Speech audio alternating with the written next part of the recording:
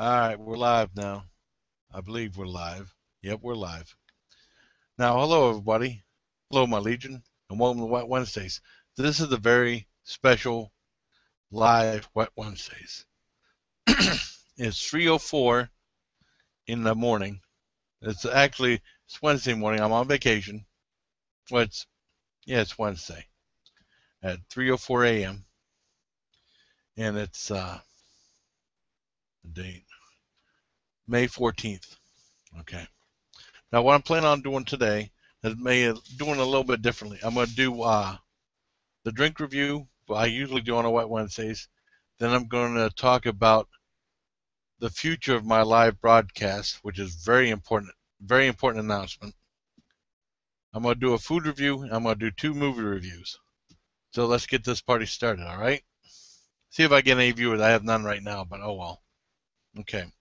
I'm here to review the Jarritos strawberry flavored. Now, this was given to me by Trav a while back in January. I got like a giant thing of three boxes. It floored me when I first got it. And these are in the awesome glass bottles that keeps it really nice and cold. 100% natural sugar. This is made in Mexico. And it's 110 calories, 45 milligrams sodium, 28 grams carbs, and 28 grams sugar. Usually I drink the diet. I usually don't drink sugary drinks that much. But I got this one, and then next week will be the Mexican cola. And then I'm going back to sparkling ice. I got a whole bunch of sparkling ice to do.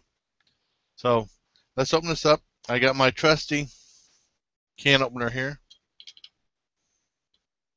So let's try it out.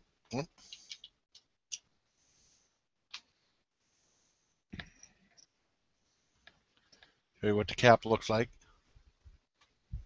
Looks pretty cool. All right. Let's try that out. Oh, it smells delicious. It does smell very much like strawberry. I'm really thirsty, so this is going to be good. I hope.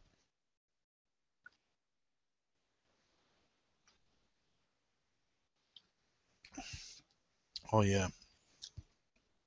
Because they had natural flavors in this. This has a great taste of strawberry. Very refreshing, very good. You taste the strawberry right away. It's really delicious. Oh, yeah, this is good.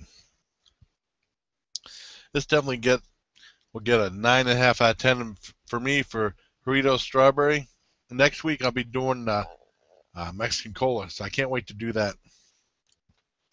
Now I want to talk about my future of live broadcasts. Now I think I promised last week or something I was going to do a live Wet Wednesdays, so that's what I'm doing right now. But this will probably be my last live broadcast, at least for a while, including Hangouts. I'll tell you why. Way back when I first started in February, I became friends with Buncems. And I became friends with someone named the New York Joker, who's also a wrestler and ex-military. And he was doing something Friday nights called Friday Night Insanity, where he would spout off like the Joker.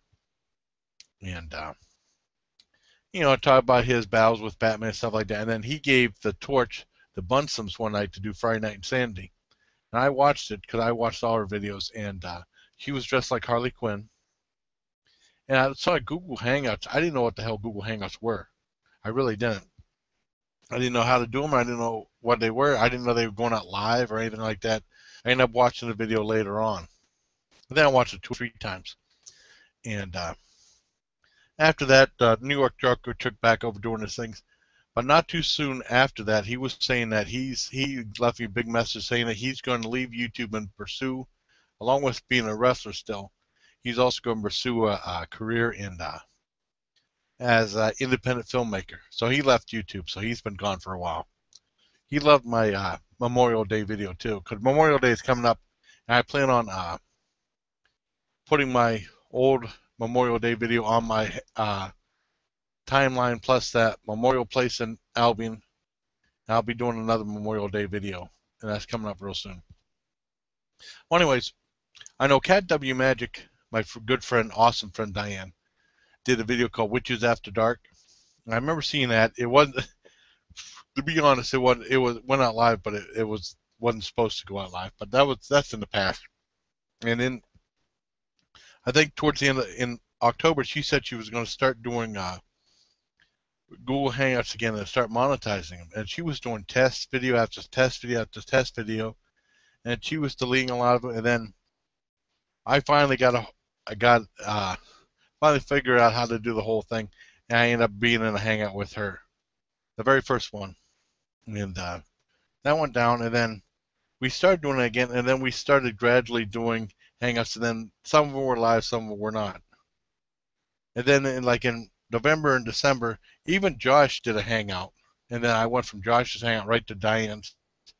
In December, I think I did a couple of my own just regular hangouts, nothing live or anything like that. I think Trav did one or two also. Did a couple. And in January, I did like my first live test. I did a couple live videos and live food reviews, and Diane passed the torch to me, and I did my first Google Hangout, which was like the Food Metal Movies Food Metal group chat 1.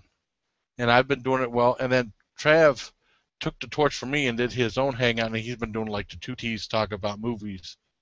And right now, I'm passing I'm passing the torch to another group member, another subscriber who wants to do group hangouts, live group hangouts. It's on you guys. I've done mine for a while. I'm going to take a break for a while. I might still do a live hangout with my niece, but it all depends on if she wants to or not. So officially, I'm not doing any more live hangouts for a while. Might do one with my niece, and that might be about it for a while. So on to the food review. That's my big announcement. On our food review. I went to Shurfine. Like I said, this is another thing I don't think anyone's ever done a review on. My Shurfine bag. And I got my chip clip on it. And this is Shurfine's doing their own type of kettle chips now. And there were 2 brands. I bought both. I'll do the other review sometime. But I thought I'd start with this one. Shurfine's Kettle Cook Simply Salted. Right there. Potato chips. Crunchy. It says crunchy right there. This big thing was $2.19, which isn't too bad. And it has a big story on the back. I'm going to read it.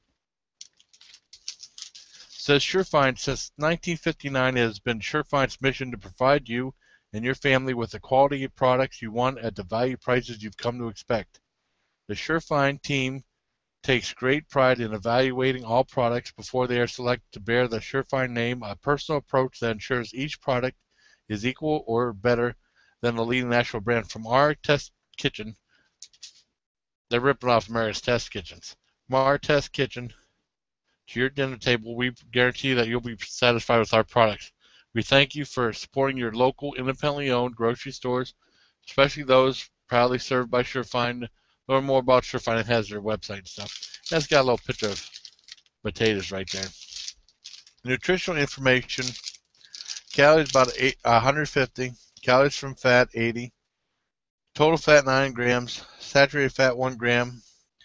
No cholesterol, no trans fat, 170 milligrams sodium, 15 grams carbs, 1 gram dietary fiber, no sugar, and 2 grams protein, 10% vitamin C, and 4% iron. So I've talked enough about these. Let's open them up and try them out. Shurfine's Kettle Cook Simply Salted Potato Chips. And these simply smell like potato chips. Nothing super fancy. You get a good one. Oh, they're all kind of small. These ones are small. That last one I pulled out like a giant one. Here's one of the chips right there. Simply salted. Let's see how they are.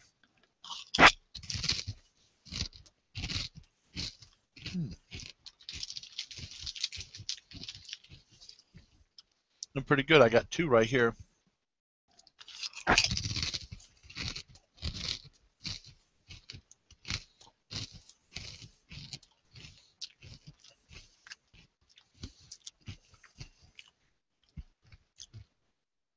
They're very good. They're just like an ordinary potato chip, no more, no less, with good flavor.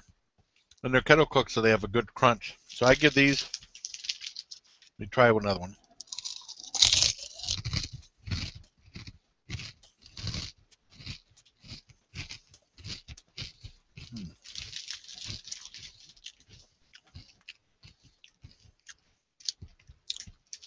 And pretty good. I give these probably about 9.5 out of 10. The Shurfine's Kettle Cooked Simply Salted.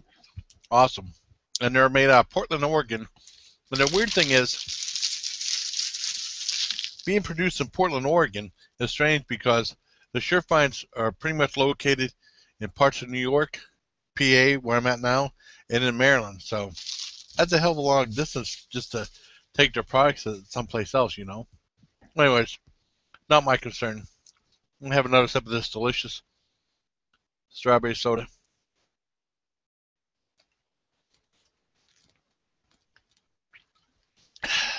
Still no viewers, that's all right. On to the movie reviews. The first one is Myra Breckenridge. Now both these ones are the ones I was given away by that were given away by the one guy at work. And I remember seeing I think my dad got The Lady in Cement. It's a Raquel Welch movie, and they had this a trailer for this movie in it. The first time I ever heard of it, because I never heard of it before. I guess it's based on a book by Gore Vidal, and Gore Vidal saw the movie. He disowned the movie. I've never heard anything positive about this movie ever since I found out about it. What really interested me in it was that Mae West was in it, and she's in her 70s. I haven't seen Mae West since the old days when she was with W.C. Fields. This was made in 1970. Oh, wow, okay. It was made in 1970.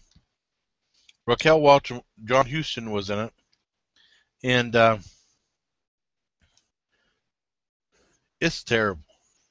It really is terrible. I mean, basically the whole thing is the film critic Rex Reed's in it, and he gets a sex change, and then he becomes Raquel Welch. Raquel Welch goes into her uncle's place, like a film school, and says that that one guy's dead and he's her only heir, and she owes him so much money, and he owes her so much, or something like that. And it's like a spoof on Hollywood, and then Mae West is in she's like a casting couch director. And the movie goes nowhere fast. It has lots of clips from older movies in it, older Hollywood films. And that's the older Hollywood films are probably the best part of the movie. And probably the only thing that I liked about the movie was that, Mae West was in it, John Carradine was in it, and Jim Backus. They all had small parts. And Raquel, which was okay in it, but it was just pointless. I mean, it was pointless and stupid. And when it finally ended, like, what the hell did I just watch? Like a big bunch of nothing. And the only other good thing about it was with the older clips they had Laurel and Hardy. Some of the clips were Laurel and Hardy. I'm a big Laurel and Hardy fan, so it's always cool seeing them. And the only other good thing with it was the way it was filmed. It wasn't boring. It was just stupid and pointless. And it didn't make any sense. And even if it didn't make any sense, you wouldn't care because it had really nothing important to say. It was a god-awful movie. So I give that like a 2 out of 10. And the only reason I give it 2 because of the interesting couple of people I thought were interesting in the movie for casting, Laurel and Hardy clips, and the fact that it wasn't boring, even though it just sucked. And in the trailers, the old trailer just said the book that couldn't be written for the movie that couldn't be made, and it said everything you heard about Myra Breckenridge is true. And actually, that is true because everything I heard about Myra Breckenridge was that the movie sucked, and it did suck really bad. So avoid Myra Breckenridge, unless you can get it for free if you really want to torture yourself and watch this piece of crap. And she got a couple pictures right there. But Raquel Welch right there. I don't think there's any. Oh, someone said from Film Threat, it said clearly 3 decades ahead of its time. Phil Hall from Film Threat. First time I ever seen a good review of this movie, but it's awful. Not worth your time. And the last movie, the other movie I'm going to review is Bela Lugosi's The Corpse Vanishes. Now this is very entertaining. Basically, this is about brides dying on the altar during their wedding, and then the bodies are supposed to go to the morgue, but they get snatched by crazy Dr. Bela Lugosi, who needs their blood to keep his 80-year-old wife alive. And he has like a bunch of like a dwarf and a hunchback and stuff like that, and doing his bidding and stuff. And the one thing is, the wife that he keeps alive is a real bitch. I mean, I wouldn't want to keep her alive at all. But I mean, he does all this stuff, and then there's humor in it. There's an insensitive reporter and an insensitive photographer. Aren't they all insensitive? And it's very entertaining. This gets a 10 out of 10. I really do like these old ones. And it said like this was often cited as one of the best and most cohesive of Bela Lugosi Poverty Row features that he did for Monogram. He did 9 movies for them, including, I got a viewer, including 2 that I'd never seen before, Voodoo Man and Return of the Ape Man. All the other ones I've seen, like, it was Ape Man, The Serious Mr. Wong, Black Dragons, this one, I think Spooks Run Wild and Ghosts on Loose. Those are the ones I know from the Monogram 9. But this was really good and very entertaining. So I give it 10 out of 10 to Bela Lugosi, The Corpse Vanishes. So there you have it. I'm going to finish up this Jarritos strawberry soda.